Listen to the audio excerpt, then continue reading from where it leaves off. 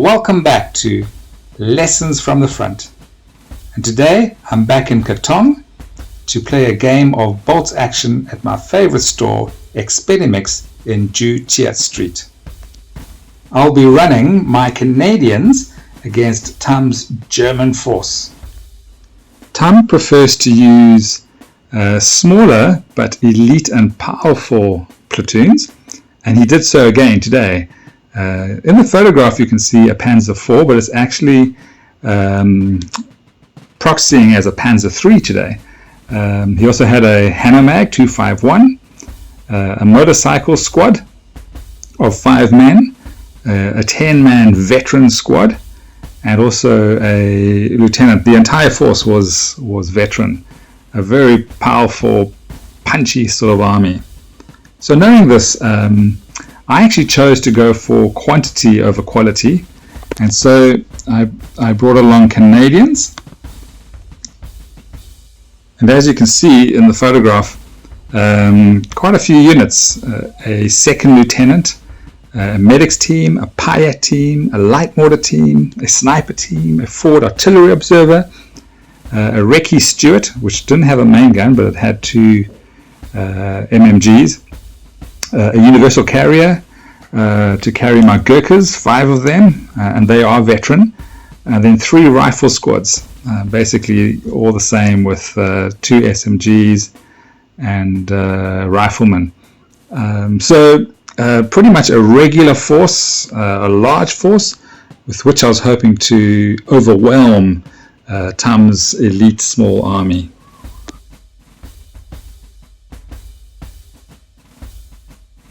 Our table represented a small village somewhere in Normandy, and as you can see from the photograph, there were 3 large buildings which provided hard cover, and then a number of hedgerows, woods, and sort of cornfields, farmland basically, that provided soft cover.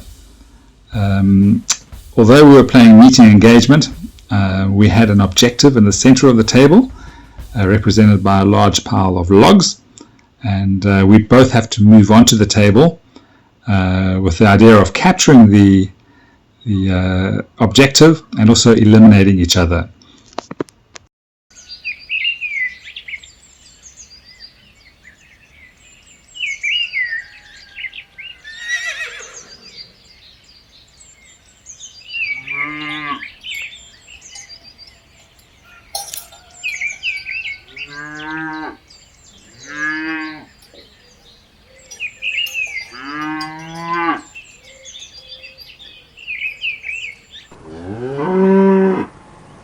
Alrighty then, Sergeant.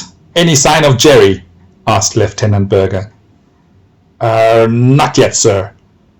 But them were certainly panzer tracks I was hearing. Possibly a tiger, sir. Bollocks, Sergeant. Nevertheless, best we advance to the objective and secure this village before Jerry gets in the way. Have the Gurkhas mount up and move beyond those woods to the right. Jerry is bound to advance from that direction.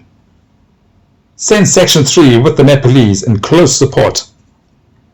Sergeant, move the rest of the platoon left through the hedged fields to secure the road. Yes, sir. Oh, and Sergeant, best we keep that pirate with us here in the woods. As the Canucks advanced towards the village, a Hanomag crashed through the woods on the far left of the advancing platoon. Jerry, sir, to your 10. Well done, Sergeant. Stick to the plan, but let's deal with that half-track before it gets amongst our boys. Send in the Stuart. The nimble Stuart lurched forward, firing its 50 cal at the 251, which then swung left, almost rolling as it turned away from the angry Stuart. Go hard at them, driver. Let's keep Jerry away from our blokes in the field. Panzer! Lieutenant Berger, Panzer and motorcycles advancing from the far right, sir! Fortunately for the Stuart, the Panzer's 5cm shell whizzed overhead as it dashed across the road, and it was able to hunt down and destroy the Hanomag, the 50 cal round slamming into the soft rear armor. first blood to the Canucks. The veteran grenadiers moving towards the central building, Lieutenant Berger's forward artillery observer began to send coordinates to the 25-pounders stationed a few kilometers to the rear. But the Panzer commander had other ideas. "Gunner, enemy movement in the woods, 11 o'clock. Fire!" With that, the Canadians lost all contact with their artillery. "Hurry up, damn you!" barked Lieutenant Berger. "Turn that Panzer into a burning wreck." But the Piet team's aim was hopefully off the mark, and in the process they had given their position away. "Directly ahead, Gunner! 12 o'clock! 100 Meter! Fire!"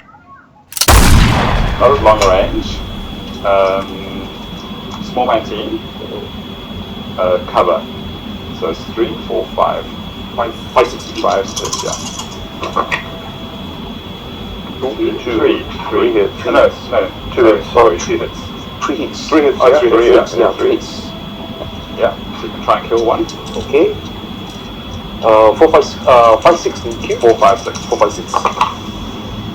Q. All 3. All 3. Okay, so 4, 5, 6 SIP. Yeah.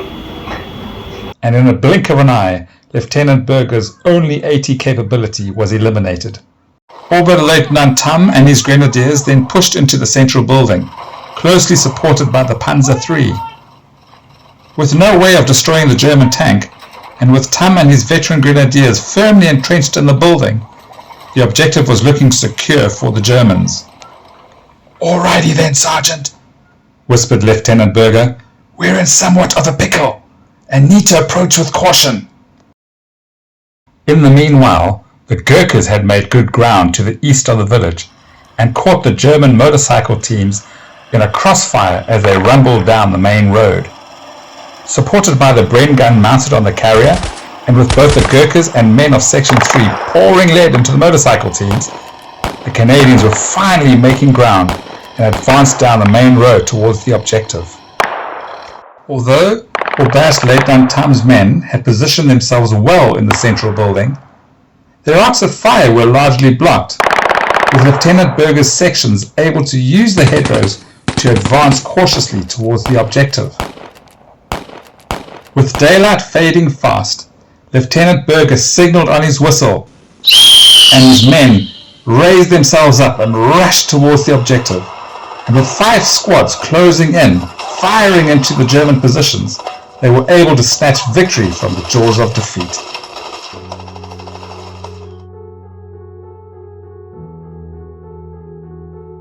So I must say, Tom, that was quite a tense game because of the amount of cover and the fact that we had to find a way forward to take control of the objective.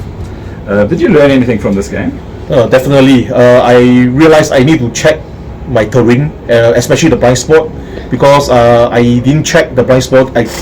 My motor troops was being taken out in early part of the game, and they are ineffective because I need every single unit to put out firepower, and because I lose one unit means I lose about